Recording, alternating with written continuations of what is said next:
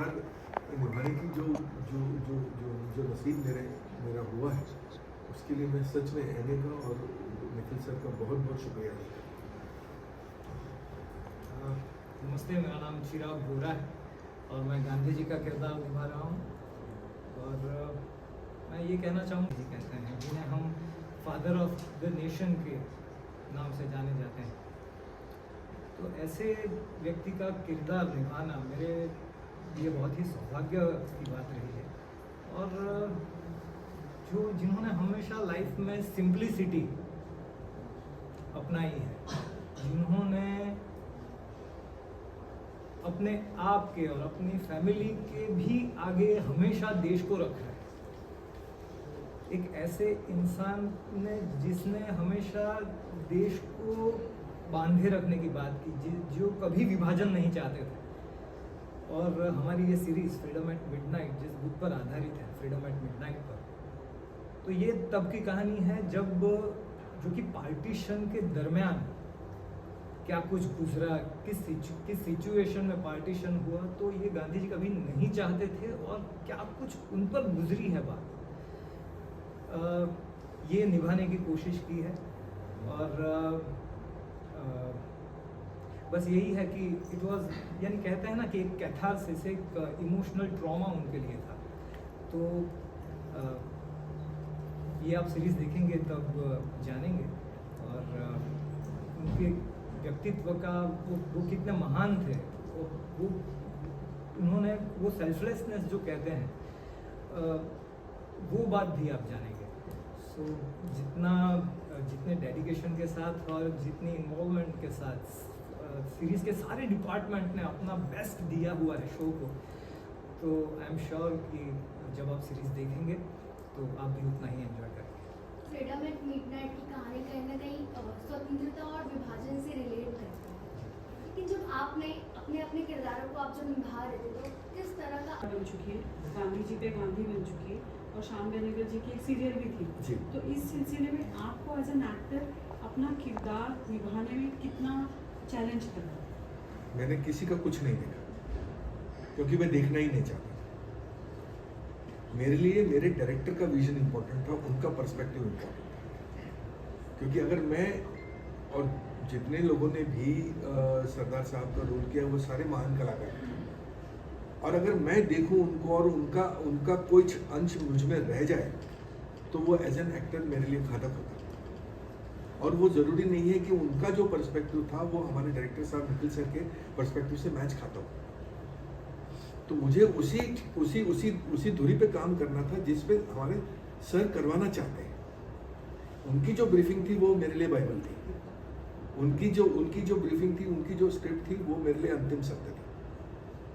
उनकी ब्रीफिंग, मेरी वर्किंग, उन सबको मिलके एक राह पे हम चले, रिजल्ट आप लोगों के सामने आने को तैयार है। निखिल सर ने और हमारी सीरीज़ की राइटिंग टीम ने शूटिंग होने के 4 साल पहले से स्क्रिप्ट पे काम किया हुआ था।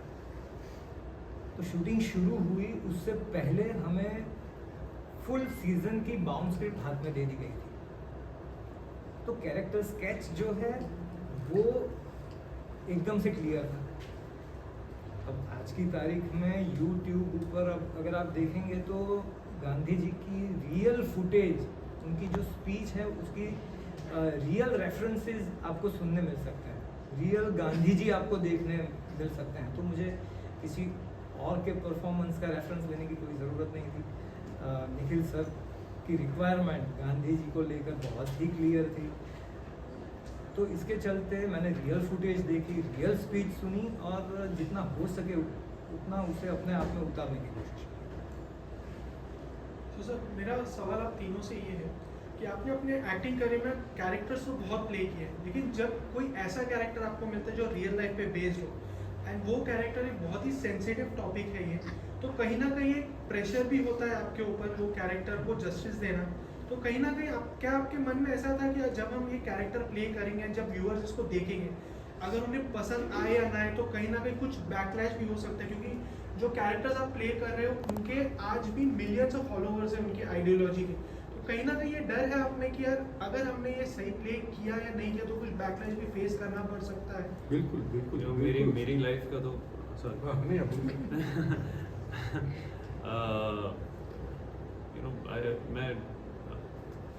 मैं जम्मू से हूँ, सो एक कंजर्वेटिव फैमिली में जब आप पैदा होते हैं और जब बड़े होते हैं ना, तो आप डर को पकड़ के चलते हैं,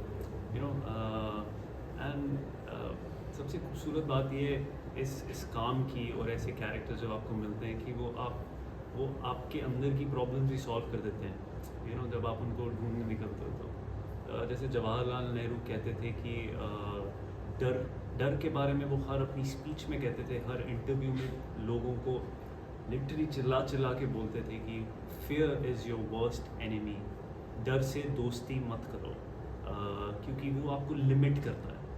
आप अपनी काबिलियत पे डाउट करते हैं जब आप डर को पकड़ के चलते हैं, और वो बहुत बड़ी बात है और बहुत खूबसूरत बात है, और उन्होंने वो तब बोली थी सालों पहले। एंड सो आई थिंक मेरी जो पर्सनल जर्नी भी रही है वो आई थिंक वो यही रही है, जहाँ मुझे डर लगता है मैं वहाँ चले जाता हूँ। सो जब भी आया था तो चैलेंज महसूस हुआ और डर भी लगा, तो इसलिए ऑल द मोर मुझे लगा कि वहाँ जाना ज़रूरी है। तो जब गया वहाँ पर तो फिर वो माउंटेन ड्यू की ना, डर के आगे जीत वैसे कुछ। हाँ मतलब सरदार साहब का रोल मिलने के बाद ये था तो सही कि जिस तरह से 150 फुट का स्टैचू बना हुआ है, लोगों के मन में एक धारणाएं हैं, कहीं अपन चूक गए। नॉर्मल कोई मैं सीरियल कर रहा हूँ या फिल्म कर रहा हूँ, उसमें अगर चूक गया तो इतना ही बोलेंगे कि he was not up to the mark, और वो सारों के लिए वो प्रश्न खत्म हो जाता है। लेकिन एक आइकॉनिक कैरेक्टर के बारे में करते वक्त अगर इस लगे कि किसी भी तरीके की चूक हो गई तो जनता आपको नोच खाएगी। ये डर तो था ही, लेकिन ये सब स्क्रिप्ट पढ़ने के बाद, ब्रीफिंग पढ़ने के बाद एक मन में डिसाइड किया, अच्छा बुरा लोग डिसाइड करेंगे। अच्छा बोलेंगे तो मुझे अच्छा लगेगा, बुरा बोलेंगे तो वो बोलने की आज़ादी सबके पास है। लेकिन जो ब्रीफिंग, जो स्क्रिप्ट, मैंने कहा एक काम करते हैं, अच्छा बुरा मुझे नहीं मालूम, मैं सच्चा काम कर देता हूँ मेरी तरफ का, बाकी जनता डिसाइड करेगी। उस चीज़ ने मेरा डर निकाला, उस चीज़ ने डर निकाला। अब मैं निर्धास्त हो गया कि अब ठीक है, अब जो होगा देखा जाएगा। शायद सरदार साहब मुझ में बस गए फिर से कि आप देखते हैं। जैसा कि आपने कहा कि यानी ये किरदार निभाना ये अपने आप में बहुत सम्मान की बात है मेरे लिए, और एट द सेम टाइम बहुत बड़ा चैलेंज है और नर्वसनेस भी रही। और पर जैसा कि राजेंद्र भाई ने कहा, जैसा कि सिद्धांत ने कहा, ये एक यानी एज एन एक्टर ये चैलेंज जो है वही तो एक एक्टर को जिंदा रखती है। तो ये चैलेंज को एक्सेप्ट करना और उसे सच्चाई से निभाना, यही एज एन एक्टर हमारे हाथ में होता है, और यही हम तीनों ने और सारी कास्ट ने यही किया है, पूरी शिद्दत से किया है। और यानी एक बात का सुकून है कि हमने अपना सब कुछ, अपनी सारी कोशिशें इस अपने किरदार को निभाने में हमने सारी लगा दी है। तो इस बात का तो संतोष है कि हमने अपना सब कुछ दिया है अपने किरदार को निभाने के लिए, और आगे जनता Janardan. Thank you. Thank you so much. उस किरदार से आपने क्या सीखा, क्या कुछ निजी तौर पे आपने उनसे सीखा है? निजी तौर पे मैं कहूँ तो गांधी जी ने महात्मा रविंद्रनाथ टैगोर की एक जो पोएम है उसकी एक लाइन जो हमेशा मेरे ख्याल से उन्होंने जीवन में अपनाई, वो थी कि जोड़ी तोरे डाक सोने क्यों ना आवे तो एकला चलो। यानी जब आप अगर जीवन में जानते हैं कि आप सच की राह पर हैं, जब आपकी अंतरात्मा कहती है कि आप जिस राह पर चल रहे हैं वो सच की राह है, तो आपके साथ कोई जुड़े ना जुड़े इसकी परवाह किए बिना आप उस रास्ते पर चलते जाओ। तो मैं समझता हूँ कि हाँ, ये बात मैंने भी सीखी है और मैं अपनाने की कोशिश करता हूँ कि अगर मुझे लगता है कि ये राह सही है तो मैं उस पर चलूँ। और क्वेश्चन मुझे लगता है इंसान अपनी नीयत से और जब दोनों मिल जाते हैं तो उसे इंसानियत कहते हैं। तो उसका जो मतलब है वो समझ में आया ये कैरेक्टर प्ले करके।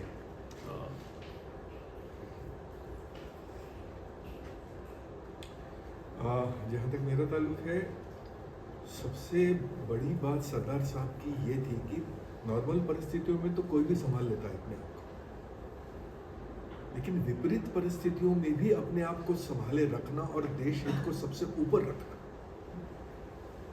ये एक बहुत बड़ी क्वालिटी है उनकी, जो शायद हम अपने अपने अपने परिवार में भी इस बात को लागू कर सकते हैं। घर का मुखिया ही अगर ढह गया तो घर कैसे चलेगा?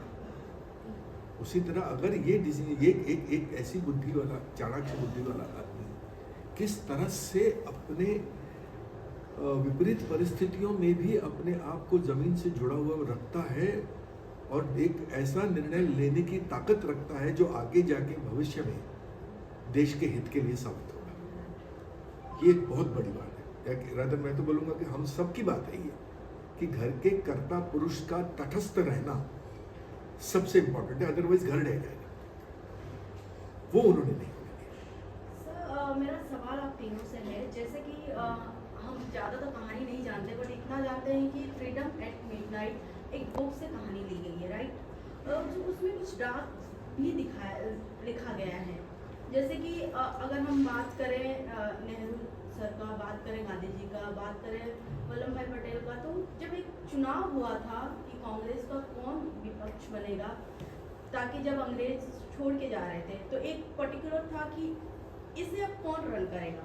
तो कहीं ना कहीं उसमें गांधी जी का बहुत बड़ा मुख्य रोल था कि उन्होंने वाकई की सरदार वल्लभ भाई पटेल के पक्ष में ज़्यादा वोट आए और नेहरू के पक्ष में कम वोट आए, बट कहीं ना कहीं स्विच एंड टर्न की वजह से पहले मुख्यमंत्री नेहरू सर बने। तो ये चीज़ें भी दिखाई गई हैं इस बिल्कुल में क्या? रादर इससे आपको ये समझना होगा कि इतना बड़ा व्यक्तित्व अगर ये डिसीजन लेता है तो वो क्यों लेता है, उसका विजन होगा इसके पीछे।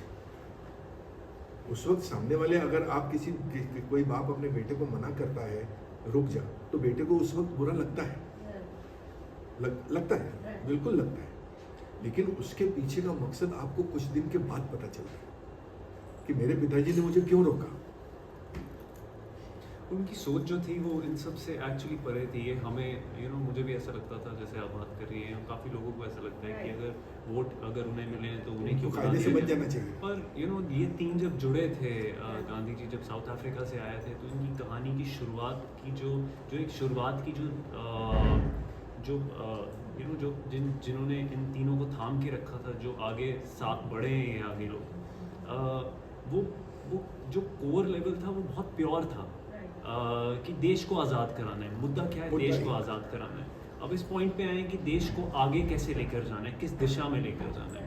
सो वो महात्मा गांधी ने स्टार्टिंग से ही मेरे हिसाब से उनके फैसलों पर, उनके उसूलों पर ये दो चलते आए हैं, उनका हाथ थाम के।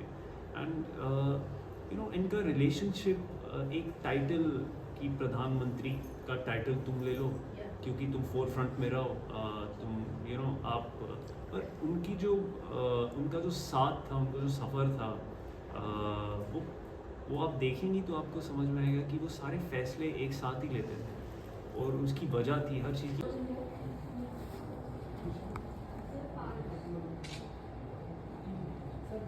सर राइट से स्टार्ट कर दीजिए। राइट से स्टार्ट। हाँ जी, Tryst with Destiny. Thank you. Thank you, sir. Thank you, sir. Thank you, thank you.